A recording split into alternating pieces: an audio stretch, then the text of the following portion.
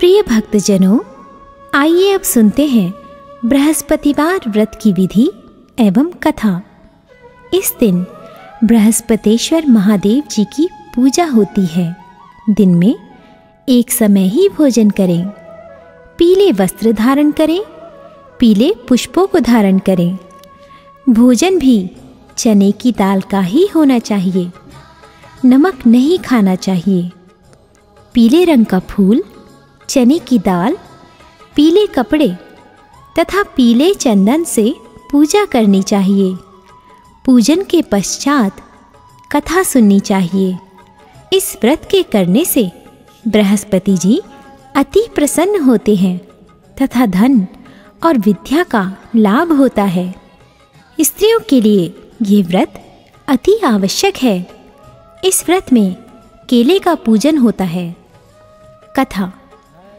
किसी गांव में एक साहूकार रहता था, जिसके घर में अन्न, वस्त्र और धन किसी की कोई कमी नहीं थी, परंतु उसकी स्त्री बहुत ही कृपण थी।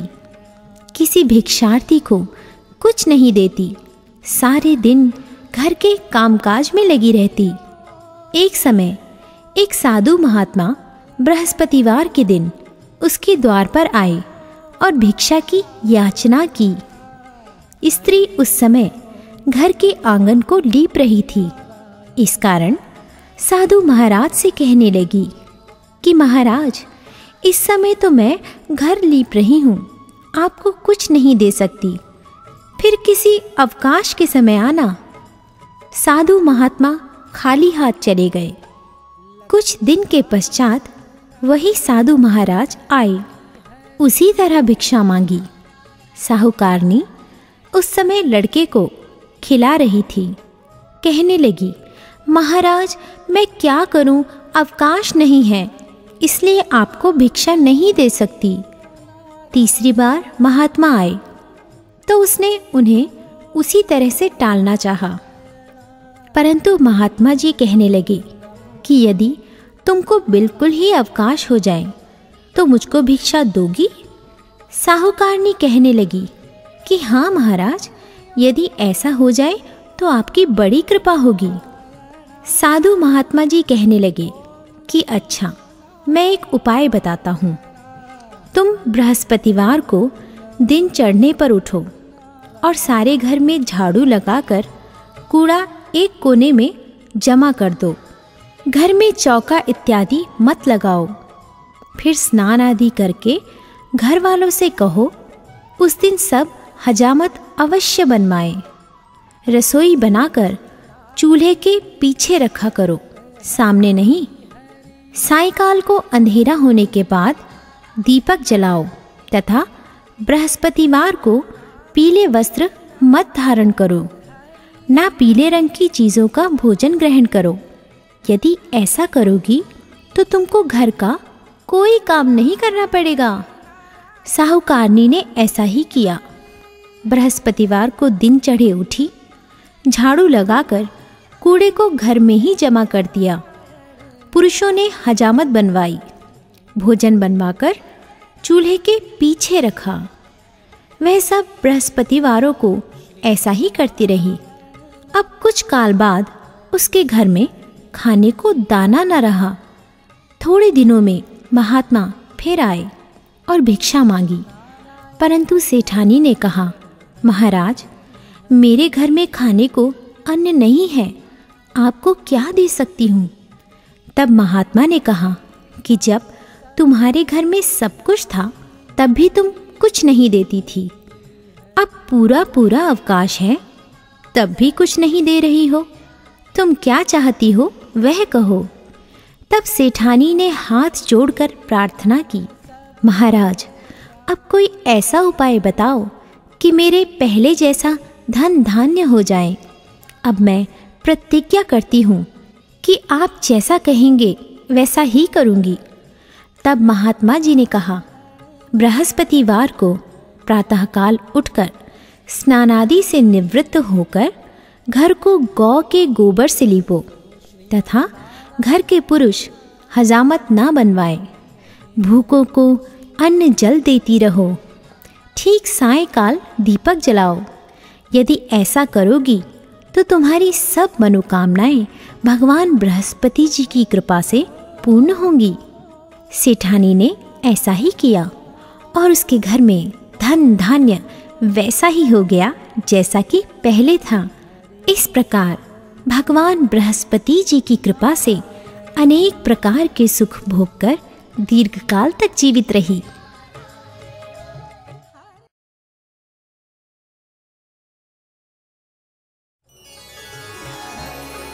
प्रिय भक्तजनों, आइए अब सुनते हैं बृहस्पतिवार की दूसरी कथा। एक दिन इंद्र बड़े अहंकार से अपने सिंहासन पर बैठे थे और बहुत से देवता, ऋषि, गंधर्व, किन्नर आदि सभी सभा में उपस्थित थे। जिस समय बृहस्पति जी वहां पर आए तो सबके सब उनके सम्मान के लिए खड़े हो गए, परंतु इंद्र गर्व के मारे खड़ा ना हुआ, यद्यपि वह सदैव उनका आदर किया करता था। बृहस्पति जी अपना अनादर समझते हुए वहां से उठकर चले गए। तब इंद्र को बड़ा शोक हुआ कि देखो, मैंने गुरुजी का अनादर कर दिया, मुझसे बड़ी भारी भूल हो गई। गुरुजी के आशीर्वाद से ही मुझको यह वैभव मिला है। उनके क्रोध से यह सब नष्ट हो जाएगा, इसलिए उनके पास जाकर उनसे क्षमा मांगनी चाहिए, जिससे उनका क्रोध शांत हो जाए और मेरा कल्याण हो। ऐसा विचार कर इंद्र उनके स्थान पर गए। जब बृहस्पति जी ने अपने योग बल से यह जान लिया कि इंद्र क्षमा मांगने के लिए आ रहा है, तब क्रोधवश उनसे भेंट करना उचित ना समझकर अंतर्ध्यान हो गए। जब इंद्र ने बृहस्पति जी को घर पर न देखा, तब निराश होकर लौट आए। जब दैत्यों के राजा वृषवर्मा को यह समाचार विदित हुआ, तो उसने अपने गुरु शुक्राचार्य की आज्ञा से इंद्रपुरी को चारों तरफ से घेर लिया। गुरु की कृपा न होने के कारण देवता हारने व मार खाने लगे।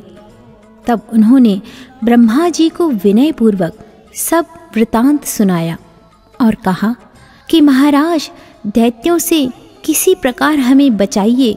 तब ब्रह्मा जी कहने लगे कि तुमने बड़ा अपराध किया है, जो गुरुदेव को क्रोधित किया। अब तुम्हारा कल्याण इसी में हो सकता है। त्वष्टा ब्राह्मण का पुत्र विश्वरूपा बड़ा तपस्वी और ज्ञानी है, उसे अपना पुरोहित बनाओ तो तुम्हारा कल्याण हो सकता है। ये वचन सुनते ही इंद्र त्वष्टा के पास गए और बड़े विनीत भाव से त्वष्टा से कहने लगे कि आप हमारे पुरोहित बनिए, जिससे हमारा कल्याण हो। तब त्वष्टा ने उत्तर दिया कि पुरोहित बनने से तपोबल घट जाता है, परंतु तुम बहुत विनती करते हो, इसलिए मेरा पुत्र विश्वरूपा पुरोहित बनकर तुम्हारी रक्षा करेगा। विश्वरूपा ने पिता की आज्ञा से पुरोहित बनकर ऐसा यत्न किया कि हरि इच्छा से इंद्र वृषवर्मा को युद्ध में जीतकर अपने इंद्रासन पर स्थित हुआ। विश्वरूपा के 3 मुख थे। एक मुख से वह सोमपल्ली लता का रस निकाल पीते थे, दूसरे मुख से वह मदिरा पीते और तीसरे मुख से अन्नादि भोजन करते। इंद्र ने कुछ दिनों उपरांत कहा कि मैं आपकी कृपा से यज्ञ करना चाहता हूँ। जब विश्वरूपा की आज्ञानुसार यज्ञ प्रारंभ हो गया, तब एक दैत्य ने विश्वरूपा से कहा कि तुम्हारी माता दैत्य की कन्या है, इस कारण हमारे कल्याण के निमित्त एक आहुति दैत्य के नाम पर भी दे दीजिए तो अति उत्तम हो। विश्वरूपा उस दैत्य का कहा मानकर आहुति देते समय दैत्य नाम भी धीरे धीरे से लेने लगे। इसी कारण यज्ञ करने से देवताओं का तेज नहीं बढ़ा। इंद्र ने यह वृतांत जानते ही क्रोधित होकर विश्वरूपा के 3 सिर काट डाले मद्यपान करने से भंवरा, सोमपल्ली पीने से कबूतर और अन्न खाने के मुख से तीतर बना। विश्वरूपा के मरते ही इंद्र का स्वरूप ब्रह्म हत्या के प्रभाव से बदल गया। देवताओं के 1 वर्ष पश्चाताप करने पर भी ब्रह्म हत्या का वह पाप न छूटा, तो सब देवताओं के प्रार्थना करने पर ब्रह्मा जी बृहस्पति जी के सहित वहां गए। उस ब्रह्म हत्या के 4 भाग किए, उनमें से 1 भाग पृथ्वी को दिया। इसी कारण कहीं कहीं धरती ऊंची नीची और बीज बोने के लायक भी नहीं होती। साथ ही ब्रह्मा जी ने यह वरदान दिया, जहाँ पृथ्वी में गड्ढा होगा कुछ समय पाकर स्वयं भर जाएगा। दूसरा वृक्षों को दिया, जिससे उनमें से गोंद बनकर बहता है।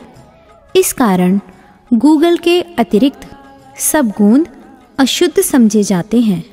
वृक्षों को यह वरदान दिया कि ऊपर से सूख जाने पर जड़ फिर फूट जाती है। तीसरा भाग स्त्रियों को दिया। इसी कारण स्त्रियां हर महीने रजस्वला होकर पहले दिन चांडालनी, दूसरे दिन ब्रह्मघातिनी, तीसरे दिन धोबिन के समान रहकर चौथे दिन शुद्ध होती हैं और संतान प्राप्ति का उनको वरदान दिया। चौथा भाग जल को दिया, जिससे फेन और सिवाल आदि जल के ऊपर आ जाते हैं। जल को यह वरदान मिला कि जिस चीज़ में डाला जाएगा वह बोझ में बढ़ जाएगी। इस प्रकार इंद्र को ब्रह्म हत्या के पाप से मुक्त किया। जो मनुष्य इस कथा को पढ़ता या सुनता है, उसके सब पाप बृहस्पति जी महाराज की कृपा से नष्ट होते हैं।